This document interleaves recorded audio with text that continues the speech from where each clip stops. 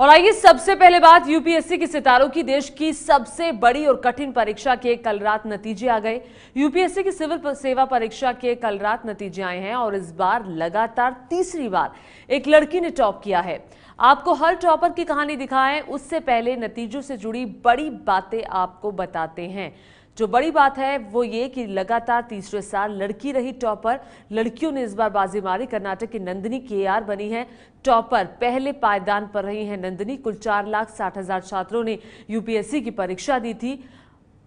सिर्फ 1,099 उम्मीदवार ही इस बार पास हुए हैं। जो पास का परसेंटेज है वो काफी कम रहता है। जम्मू कश्मीर से पहली बार 14 छात्र एक साथ पास हुए हैं। 14 छात्र जम्मू कश्मीर से पास हुए हैं। और देश के सबसे प्रतिष्ठित और कठिन एग्जाम के नतीजे आ गए हैं। यूपीएससी की परीक्षा में कर्नाटक की नंदिनी केआर ने टॉप किया है। नंदिनी का इस बार चौथा अटेम्प्ट था। नंदिनी अपनी सफलता का सारा श्रेय अपने मां बाप को देती हैं। ये है नंदिनी केआर। पूरा नाम है नंदिनी कोलार राजेश। नंदिनी केआर ने इस बार देश की सबसे कठिन माने जाने वाली परीक्षा यानी कि सिविल सर्विसेज के एग्जाम में टॉप किया है। जब से रिजल्ट आया है तब से बधाइयों का सिलसिला नहीं रुक रहा। ओबीसी पृष्ठभूमि से आने वाली 26 साल की नंदिनी कर्नाटक की रहने वाली हैं। इस बार इनका चौथा अटेम्प्ट था।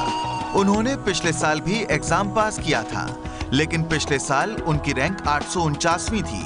वो इससे खुश नहीं थी। उन्होंने दिल्ली से सटे फरीदाबाद में इंडियन रेवेन्यू सर्विस के लिए ट्रेनिंग तो शुरू कर दी, लेकिन आईएएस बनने का ख्वाब नहीं छोड़ा। पहला रैंक आएगा ये नहीं सोचा था, बट डेफिनेटली एक कॉन्फिडेंस था कि I will give my best efforts and rest I leave to the exam to decide. But I had always a confidence that if I give my best, I'll be able to realize my dream one day. Nandini ने 10वीं तक की पढ़ाई कर्नाटक के कोलार में की। इसके बाद मैंगलोर से 12वीं तक की पढ़ाई की। 12वीं के बाद उन्होंने बेंगलुरु से MS Ramaiah Institute of Technology से सिविल इंजीनियरिंग की पढ़ाई की। पढ़ाई के बाद वो 2 साल तक कर्नाटक में पीडब्ल्यूडी इंजीनियर भी रही। यूपीएससी परीक्षा में नंदिनी का सब्जेक्ट कन्नड़ लिटरेचर था। उनका कहना है कि कन्नड़ साहित्य पढ़ना उनके लिए पढ़ाई से ज्यादा एक हॉबी थी।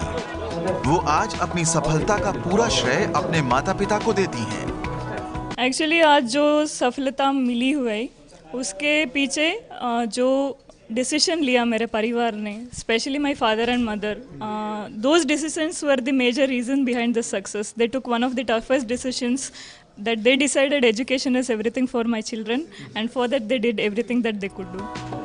बेंगलुरु में नंदिनी के माता पिता भी इस खुशी से फूले नहीं समा रहे। जब से पता चला है कि नंदिनी ने यूपीएससी परीक्षा में टॉप किया है, तब से उनके घर में पड़ोसियों और रिश्तेदारों का मजमा लगा हुआ है। नंदिनी के पिता सरकारी हाई स्कूल में टीचर हैं और मां हाउसवाइफ हैं। अभी फिलहाल वो भारतीय राजस्व सेवा की एक ट्रेनी अधिकारी हैं और अभी ट्रेनिंग पर फरीदाबाद में हैं। और उनका मानना है कि जब भी उन्हें जिस भी विभाग में काम करने का मौका मिलेगा वो अपना बेस्ट करके दिखाएंगी और आगे सीखते हुए आगे बढ़ते रहेंगी। हमसे हेमंत शर्मा के साथ गौरव श्रीवास्तव, एबीपी न्यूज, फरीदाबाद। और नंदिनी की इस बड़ी जीत पर नंदिनी को बधाई। अमृतसर के अनमोल शेर सिंह बेदी सिविल सेवा परीक्षा में दूसरे नंबर पर रहे। खास बात यह है कि अनमोल का यह पहला ही अटेम्प्ट था। अनमोल भारतीय विदेश सेवा में जाना चाहते हैं।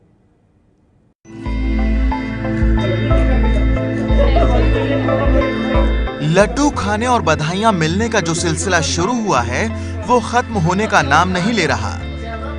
पंजाब के अमृतसर के रहने वाले ये हैं अनमोल शेर सिंह बेदी। 23 साल के अनमोल ने इस साल सिविल सेवा परीक्षा में देश में दूसरा स्थान हासिल किया है।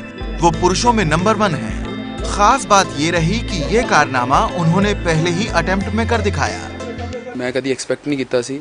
ऑफ कोर्स मैं बहुत खुश हाँ, बट मैं कभी एक्सपेक्ट नहीं किया सी। ये मिरेकल है। I am again saying it. If I had never thought about it initially, but I think it was destined to happen this way.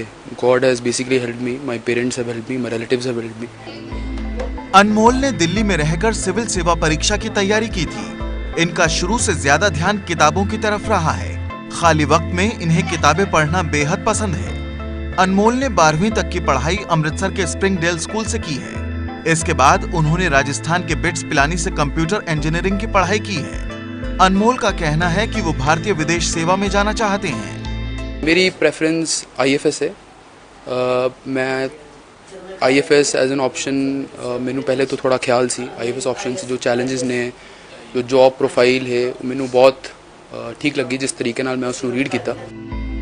अनमोल के पिता पेशे से प्रोफेसर हैं और मां एक NGO के साथ काम करती हैं। जब से उन्होंने अनमोल के रिजल्ट के बारे में सुना है उनकी खुशियों का ठिकाना नहीं है। दोनों अनमोल की इस सफलता का सारा श्रेय भगवान को देते हैं। बस जी मैनू तो यही लगता है कि परमात्मा की बहुत कृपा हुई है, ਉਹਦੀ ਬਖਸ਼ਿਸ਼ ਕਰਕੇ ये सब कुछ होया है। बाकी बच्चे की बहुत मेहनत है। ਖਾਬ ਦੇਖਿਆ ਸੀ ਜੀ ਜਿਵੇਂ ਪਹਿਲਾਂ ਸੋਚ ਕਹਿੰਦੇ ਹੁੰਦੇ ਵੀ ਹੋਣਹਾਰ ਵਿਰਵਾਨ ਕੇ ਚਿਕਨੇ ਚਿਕਨੇ ਪਾਤ ਪਹਿਲਾਂ ਸੀ ਸਾਨੂੰ ਇਹ ਚ ਕਣ ਨਜ਼ਰ ਆਉਂਦਾ ਸੀ ਪਰ ਉਸ ਮਾਲਕ ਦੀ ਬਖਸ਼ਿਸ਼ ਤੋਂ ਬਗੈਰ ਇਹ ਪੋਸੀਬल नहीं सी। अनमोल का कहना है कि उनकी बहन ने भी इस मुकाम पर पहुंचने में काफी मदद की है। तो आपने देखा अनमोल के माँ बाप बहन सभी खुश हैं। यूपीएससी परीक्षा में तीसरे स्थान पर रहे हैं गोपाल कृष्ण। सिविल सेवा परीक्षा के हर टॉपर की कहानी में जो एक बात कॉमन है वो ये कि हर कोई जबरदस्त मेहनती है। इन्हें अपने लक्ष्य के अलावा कुछ और दिखाई नहीं देता। इस बार चौथी रैंक हासिल करने वाली सौम्या पांडे, 5वीं रैंक हासिल करने वाले अभिलाष मिश्रा दोनों कुछ इसी मिट्टी के ही बने हैं। खास बात यह है कि दोनों यूपी के इलाहाबाद से आते हैं। बड़ों के पैर छूकर आशीर्वाद ले रही ये हैं सौम्या पांडे। 23 साल की सौम्या ने इस बार सिविल सेवा परीक्षा में देश में चौथा स्थान हासिल किया है। यूपी के इलाहाबाद की रहने वाली सौम्या का कहना है कि उन्होंने कभी नहीं सोचा था कि वो अपने पहले ही अटेम्प्ट में यह परीक्षा पास कर लेंगी। मेरे ख्याल से सबसे पहले भगवान की कृपा, मेरे टीचर्स का सही गाइडेंस और मेरे माँ बाप का सपोर्ट, यही मेरे और थोड़ा सा लक, इससे ही मुझे लगता है कि मुझे पहली बार में सफलता मिली। सौम्या ने बीटेक की पढ़ाई की है। बीटेक में उन्होंने गोल्ड मेडल हासिल किया था। सौम्या का कहना है कि वो दिन में 6 से 8 घंटे पढ़ाई करती थी। सौम्या को पढ़ाई का माहौल घर से ही मिला। इनकी मां डॉक्टर हैं और पिता कंप्यूटर इंस्टीट्यूट चलाते हैं। सौम्या का कहना है कि उन्होंने समाज सेवा के लिए ये रास्ता चुना है।